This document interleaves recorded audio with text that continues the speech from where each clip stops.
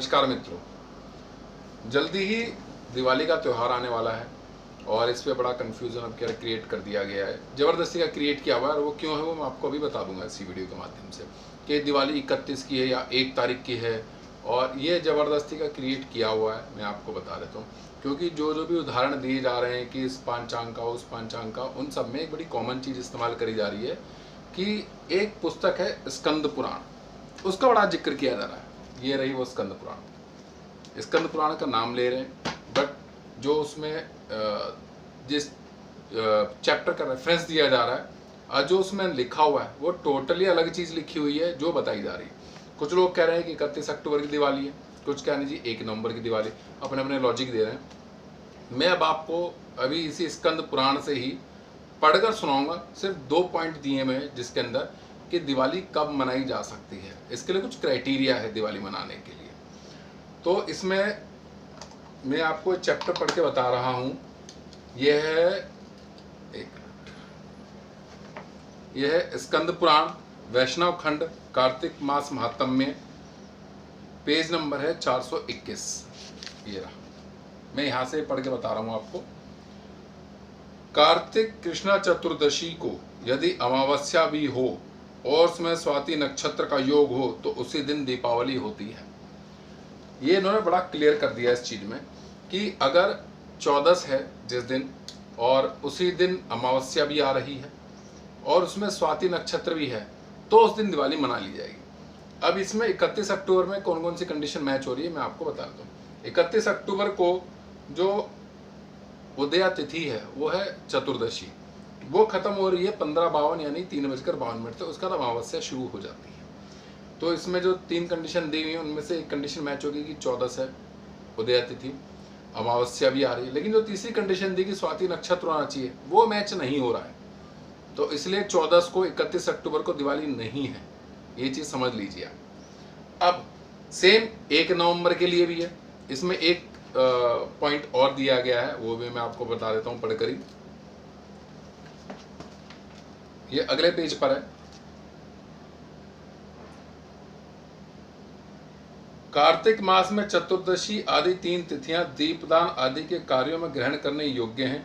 यदि ये 3 तिथियां संगम काल से पहले ही समाप्त हो जाती है तो दीपदान आदि के कार्यों में पूर्वा तिथि से युक्त ही ग्रहण करना चाहिए। अब यहाँ पर ये बताया गया है कि 3 तिथियां यानी कि इसमें आपकी धनतेरस आ गया, नरक चतुर्दशी और दीपावली, इन 3 के लिए बताया गया कि अगर संगम काल से पहले ये तिथि समाप्त हो जाती है तो आपको पीछे वाली तिथि में इसे एक्सेप्ट करना है। अब संगम काल क्या होता है? अगर हम दिन को सूर्योदय से लेकर सूर्यास्त तक 5 हिस्सों में बांट दें तो पहले हिस्सा होता है बिल्कुल अर्ली मॉर्निंग, उसके बाद जो दूसरा हिस्सा होता है वो होता है संगम काल, जो यूजली टाइमिंग जाता है 8:30 से 11 बजे के बीच में। तो यहाँ पर ये लिखा है कि अगर 8:30 बजे से पहले ही वो तिथि समाप्त हो जाती है तो आपको से पीछे वाली तिथि लेनी। यानी कि अगर अमावस्या तिथि 1 नवंबर को 8:30 बजे से पहले ही खत्म हो जाती तो फिर हम 31 अक्टूबर की डेट लेते।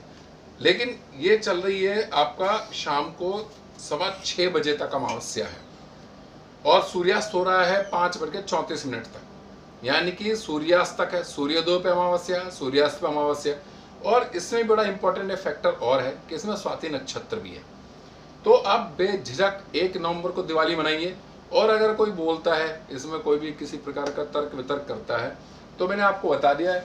ये मैं आपको बता रहा हूँ स्कंद पुराण वैष्णव खंड कार्तिक मास महात्म्य, पेज नंबर 421।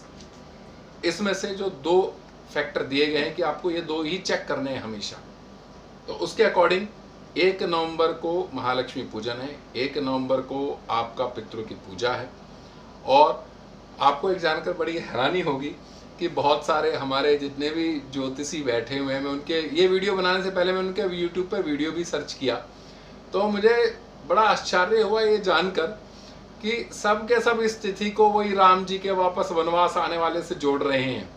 अब बेसिक सोचिए, जिन लोगों को ये नहीं पता कि दीपावली मनाई क्यों जाती है वो लोग दीपावली की डेट पे ज्ञान दे रहे हैं। अगर आपको भी जानना है कि दीपावली क्यों मनाई जाती है, यहाँ अभी लिंक आ जाएगा। पहले मैंने एक वीडियो बनाया था कि दीपावली क्यों मनाई जाती है। राम जी की कथा से इसका कोई लेना देना नहीं है।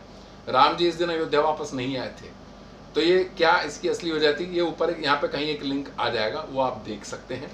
और खूब पटाखे जलाकर दिवाली मनाइए। ये दीपदान का महोत्सव है, आकाश दीप का महोत्सव। इसे इसी कार्तिक मास महात्म्य में इसे आकाश दीप बोला गया है। अब आकाश में आप दीप कैसे जलाएंगे, तो उसके लिए तो आपको पटाखे ही फोड़ने पड़ेंगे। जी भर के बनाइए। साल में एक बार त्यौहार आता है, 364 दिन आप प्रदूषण की चिंता कीजिए, एक दिन त्यौहार मनाइए, आराम से मनाइए। बाकी आप भगवान श्री नारायण का पूजन अर्चन करते रहें। आपके परिवार पर भगवान श्री हरि विष्णु अपनी कृपा बनाए रखें और होइए वही जो राम ने रची राखा। धन्यवाद।